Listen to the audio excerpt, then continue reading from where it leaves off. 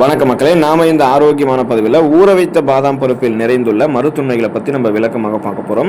நம் உடல் ஆரோக்கியத்திற்கு நாம் எதிர்பார்க்க முடியாத அளவுக்கு நன்மைகளை தரக்கூடியது இந்த பாதாம் பருப்புங்க. ஸோ நம்ம பாதாம் பருப்பை அப்படியே சாப்பிட்றதை காட்டிலும் இரவு தூங்குறதுக்கு முன்னாடி சாதாரணமாக குடிக்கக்கூடிய நீரில் ஊற வச்சுட்டு மறுநாள் காலையில் எழுந்ததுக்கப்புறம் வெறும் வயிற்றில் அது தோலை நீக்கிட்டு எடுத்துக்கிட்டோம் அப்படின்னா அந்த பாதாம் பருப்பு நமக்கு நிறைய மருத்துவமைகளை கொடுக்கும். ஏன் நம்ம பாதாம் பருப்புடைய தோலை நீக்கிட்டு சாப்பிடணும்னு கேட்டீங்கன்னா, அது ஒரு தோலில் வந்து என்சைம் தடுப்பான இருக்கிறதால அது உறிஞ்சுதல் மற்றும் செரிமான செயல்முறையை பாதிக்கலாம். அதனால தான் அதை தோலை நீக்கிட்டு வெறும் வயிற்றில் நம்ம சாப்பிட்றோம். ஸோ இந்த மாதிரி சாப்பிடக்கூடிய பாதாம் பருப்பில் நிறைய ஊட்டச்சத்துக்கள் இருக்குங்க. அந்த ஊட்டச்சத்துக்கள் தான் நமக்கு நிறைய மருத்துவமைகளை கொடுக்கறதுக்கு காரணமாகவும் இருக்கு. அப்போ என்னென்ன ஊட்டச்சத்துக்கள் என்னென்ன மருத்துவமைகளை இந்த ஊற வைத்த பாதாம் பருப்பிலிருந்து நமக்கு கொடுக்குது அப்படின்னு விளக்கமாக பார்ப்போம். அதை பற்றி பார்க்கறதுக்கு முன்னாடி இந்த வீடியோவுக்கு மட்டும் ஒரு லைக் கொடுத்துட்டு இந்த தகவலை உங்களுக்கு தெரிஞ்சவங்களுக்கும் ஷேர் பண்ணிடுங்க. ஏன்னா இது அவங்களுக்கும் பயனுள்ளதாக இருக்கக்கூடிய ஒரு ஆரோக்கியமான பதிவு தான். இது போன்ற அப்டேட்ஸ்கள் நீங்கள் தொடர்ந்து பார்க்கறதுக்கு நம்மளுடைய ஹெல்த் நியூஸ் தமிழ் சேனலை மறக்காம சப்ஸ்கிரைப் பண்ணி வச்சுக்கோங்க. பக்கத்தில் இருக்கக்கூடிய பெல் பட்டனையும் கிளிக் பண்ணி ஆல் அப்படின்ற ஆப்ஷனையும் செட் பண்ணி வச்சுக்கிட்டீங்க அப்படின்னா நாங்கள் போடக்கூடிய எல்லா அப்டேட்ஸும் உங்களுக்கு நோட்டிஃபிகேஷன் அடிக்கடி வந்து சேருங்க. சரி வாங்க மக்களை, இப்போ நம்ம வீடியோக்குள்ளே போயிடலாம். இப்போ பார்த்தீங்கன்னா பாதாம் பருப்பு உங்களுடைய அனீமியா என்று சொல்லக்கூடிய ரத்த சோகை நோய், அந்த நோயை குணப்படுத்தி மீண்டும் வராமல் தடுக்கும். இப்போ உடலில் ஓடக்கூடிய ரத்தம் வந்து சீரான முறையில் இருக்கிறதுக்கு ரத்தத்தில் சரியான விதத்தில் அனைத்து சத்துக்களும் இருக்கணும். ரத்த வெள்ளையணுக்கள் மற்றும் ரத்த சிகப்பணுக்களை பெருக்கக்கூடிய சக்தி பாதாம் பருப்புக்கு அதிகம் இருக்கு. அதனால ரத்த சோகை பிரச்சனைகள் விடுபடுவதற்கு நீங்கள் தினமும் பாதாம் பருப்பு சாப்பிடலாம். நீங்கள் பாதாம் பருப்பு சாப்பிடும்போது இரும்புச்சத்து பற்றாக்குறை நீங்கும். இரும்புச்சத்து போதுமான அளவு கிடைக்கும் போது ரத்த சிகப்பணுக்கள் உங்களுக்கு அதிகரிக்கப்படும். ரத்த சிகப்பணுக்கள் அதிகரிக்கப்படும் போது அதில் இருக்கக்கூடிய ரத்த புரதமான ஹீமோகுளோபின் கவுண்ட்டும் இன்க்ரீஸ் ஆகும்.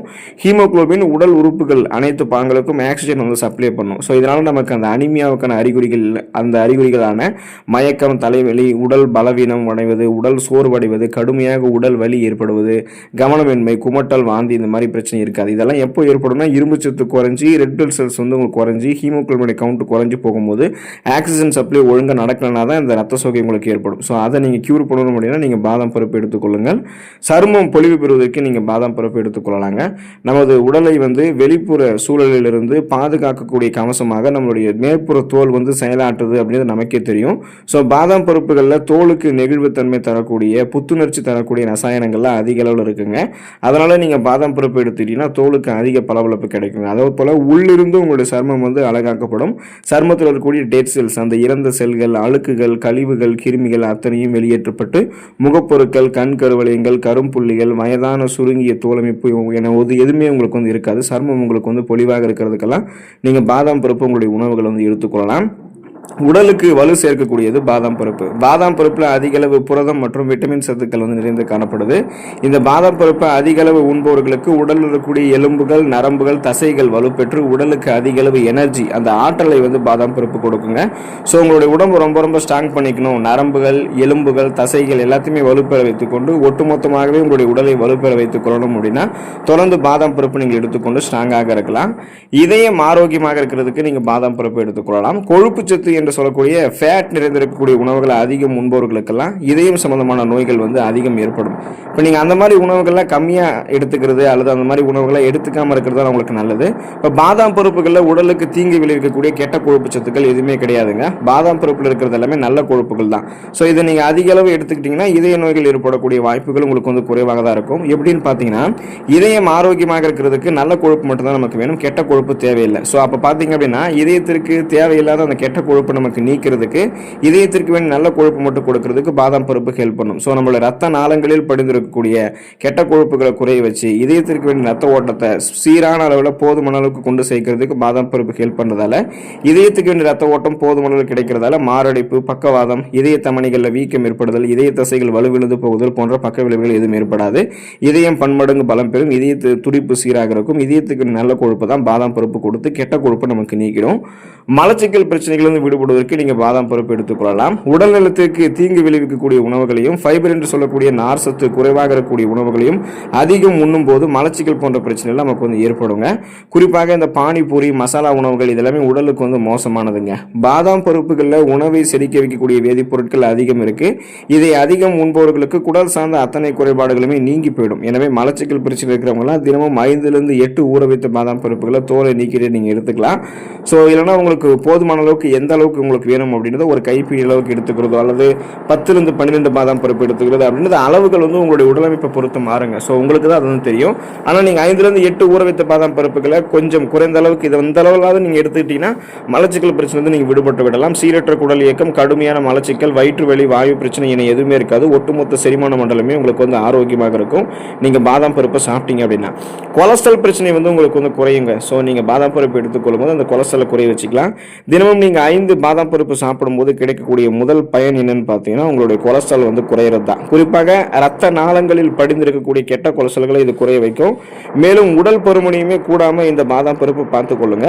பாதாம் பருப்புகளில் கெட்ட கொழுப்புகள் அதிகம் இல்லாதால உடல் எடையை குறைக்க நினைக்கிறவங்களா பட்னி கிடக்கிறத தவிர்த்துட்டு உணவிற்கிடையே சில பாதாம் பருப்புகளை உண்ணும் போது உடல் எடை ஏறாமல் கட்டுக்குள்ளே இருக்க ஆரம்பிக்குங்க. ஸோ அதனால் பாதாம் பருப்பு ரொம்ப ரொம்ப இம்பார்ட்டன்ட்ங்க. ஸோ உங்களுக்கு வந்து அது என்ன பண்ணணும்னா கொலஸ்ட்ரால் பிரச்சனை வந்து உங்களை விடுபட வைக்கும்.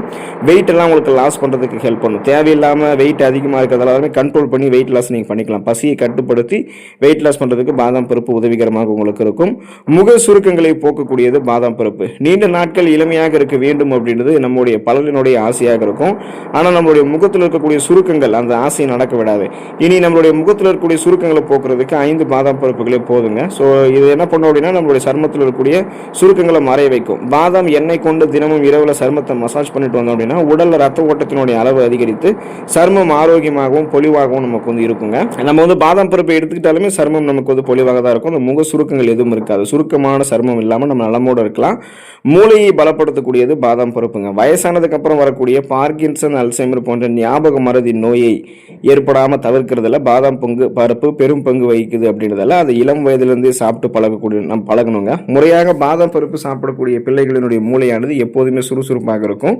பாதாமில் இருக்கக்கூடிய ரிபோஃப்ளோவின் என்கிற பி விட்டமினும் எல் கார்டினைன் என்கிற அமினோ அமிலமும் மூளையினுடைய செயல்திறனை அதிகரிக்க செய்யுங்க. இது வந்து புத்தி கூர்மைக்கும் உங்களுக்கு உதவிகரமாக இருக்கும். நரம்புகளினுடைய இயக்கத்திற்கும் பாதாம் பருப்பு பெரிதும் உதவிகரமாக இருக்கும். இதனால மூளை நரம்புகளில் ரத்த ஓட்டம் சீரான அளவில் பாய்ச்சப்பட்டு மூளை செல்கள் மீண்டும் மீண்டும் புதுப்பிக்கப்பட்டு கரெக்டாக சிந்தித்து செயல்படக்கூடிய ஆற்றல் கிடைக்கும். மூளை வளர்ச்சி குன்றக்கூடிய அபாயம் இந்த மாதிரி உங்களுக்கு எதுவுமே இருக்காது. வயதானவர்களுக்கு வந்து மறதி அதிகமாக இருக்கும் தான். ஆனால் அந்த முழுமையாக மறதியை கட்டுப்படுத்த முடியுமான்னு கேட்டீங்கன்னா முடியாது தான். ஆனால் ஓரளவுக்கு வந்து பார்த்தீங்கன்னா மறதி அவங்களை கட்டுப்படுத்தலாம். அதுக்கெல்லாம் அவங்க பாதாம் பருப்பு உணவுகளில் தினந்தோறும் எடுத்துக்கொள்ளலாம். தலைமுடி ஆரோக்கியமாக இருக்கிறதுக்கு பாதாம் பருப்பு நம்ம எடுத்துக்கொள்ளலாம். இப்போ பார்த்தீங்கன்னா பாதாம் பருப்புகளில் மெலனின் மற்றும் கெரோட்டின் புரதங்கள் அதிக அளவில் இருக்குது. பாதாம் பருப்புகளை தொடர்ந்து சாப்பிட்டு வரும்போது தலைமுடி உதுதல் குறைபாடு நமக்கு நீங்கும். மிக இளம் வயதிலேயே தலைமுடி நரைக்கிறது, பித்தநரை ஏற்படுவது இந்த மாதிரி பிரச்சனைலாம் உங்களுக்கு வந்து இருக்காது. பேன், பொடுகு தொல்லை என எதுவுமே இருக்காது.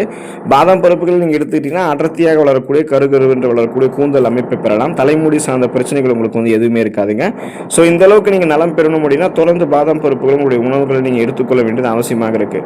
இப்போ பார்த்தீங்க அப்படின்னா இந்த பாதாம் பருப்புகள் உங்களுக்கு பல்வேறு நோய்களை குணப்படுத்துறதுக்கு உதவி செய்யுன்றதை பார்த்தோம் இல்லையா. அப்போ மலச்சிக்கல், சுவாச கோளாறுகள், இருமல், இதய கோளாறுகள், சர்க்கரை நோய், சரும கோளாறுகள், முடி தொடர்பான பிரச்சனை, சொரியாசிஸ், பல்களை பாதுகாக்கிறது, அனிமியா என்று சொல்லக்கூடிய ரத்த சோகை நோய் பிரச்சனையிலிருந்து விடுபட வைக்கிறது, ஆண்மை குறைவு பிரச்சனைகளிலிருந்து விடுபட வைக்கிறது, பித்தப்பைக்கல் இந்த மாதிரி பிரச்சனைகள் எல்லாத்தையுமே உங்களுக்கு கியூர் பண்ணுறதுக்கு தான் ஊட்டச்சத்துக்களை கொடுத்து பாதாம் பருப்பு நலமான ஒரு அந்த வேல்யூவை உங்களுக்கு ஹெல்த் பெனிஃபிட்ஸ் வந்து கொடுத்து நோய்களை வந்து உங்களுக்கு குணப்படுத்துறதுக்கு துணையாக இருக்குது.